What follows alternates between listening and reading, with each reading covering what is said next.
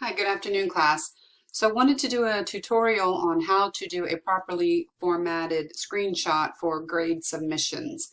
You'll use these for things like these Edpuzzle outside quizzes or maybe quizzes, program, Quizlet. There's a lot of resources that can be found out there. Not to mention that anytime you do a screenshot, it's a very useful skill to have. So I've already shown you guys with this little link, which I provide everywhere, how to go about capturing your screen.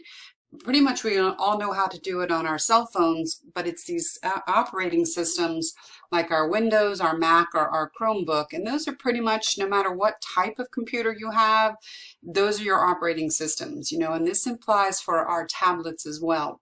So I've given you two sets of resources for all of them, but pretty much every one of them includes hitting the print screen button on your keyboard, usually in combination with either the control button, control shift, or for Windows, that little Windows button. And that's a good one for Windows 10. So these are the way to do that. I wanted to quickly point out that, hold on, let me go back. All right, so here's an assignment. As you can see, I've given you a direct link to the assignment here, and it takes you to the Edpuzzle. That is the only way that you are going to be able to get your grades. Now, within the Canvas, I've given you all these resources, and you are certainly welcome to watch the movie here. You can either watch it here built in, and as you can see, I've already seen this film. You can make it large, take up the whole screen. When you're done, of course, hit escape. But inside of Canvas, you're not going to be getting the grade. So at some point, and you can certainly stay in Canvas and do all these assignments and then go get your pictures all at one time, depending on, how you want to handle it. So when I click on this, and as I go to this assignment, this particular assignment, it shows that I've actually done this assignment. But if I go to my classes and I go to Coco, I can see that I still have all these assignments that I haven't done. And so I could just click these and do them. And I do alter the dates here. It's hard to see it, but I tried to keep these in the order that you should see them. So for example, you should have seen coastlines and then this one and these in order. And I do that by taking the due date and altering it by just a minute or two. They are all technically due at one time during that unit, but I alter that to keep these not alphabetical listed, but the other way. So I'm going to go here to the ones that I have actually completed. Now, once I'm in here and I'm going to go to my completed assignments, and I'm going to click on Life in the Ocean. So here I am where I have shown that, just like if I had gone here, oh, I'm already done. I can see I've done all the video. So I want to show my results and get the screenshot. So here is the title of the assignment, and here's my grade. That's 2 out of the 3 things that I need. So if I look across the top here, I actually have one of my tabs open that shows, without me even having to hover my mouse, that who I am. Now, you probably have something more specific for your email accounts up there.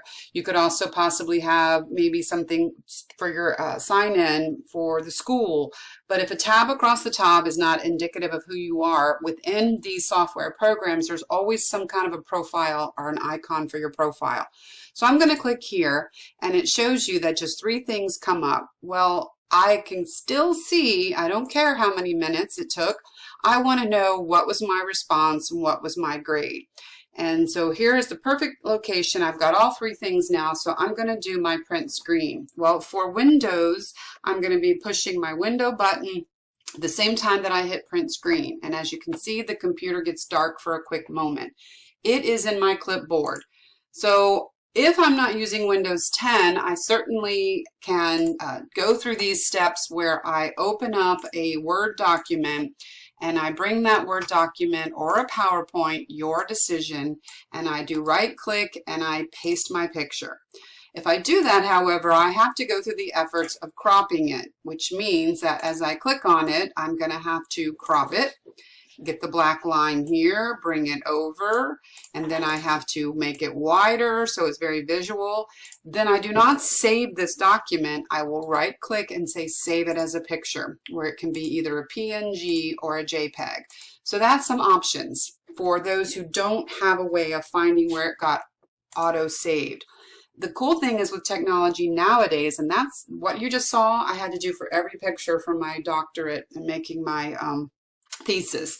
But nowadays with Windows 10 and with Mac, I don't know that Chromebook uses it, but most of them have a folder that gets generated automatically. So not only does that control print screen or Windows with a Windows print screen, it will make a folder, it will put it in those pictures, and it's called screenshots, and there is my screenshot right there of what I just took. Now I have a dual screen monitor, so once I open that, I can say edit it. I can say that I want to crop it, and I grab it from here and slide it over, and boom, it automatically enlarges it. And now I can do save a copy.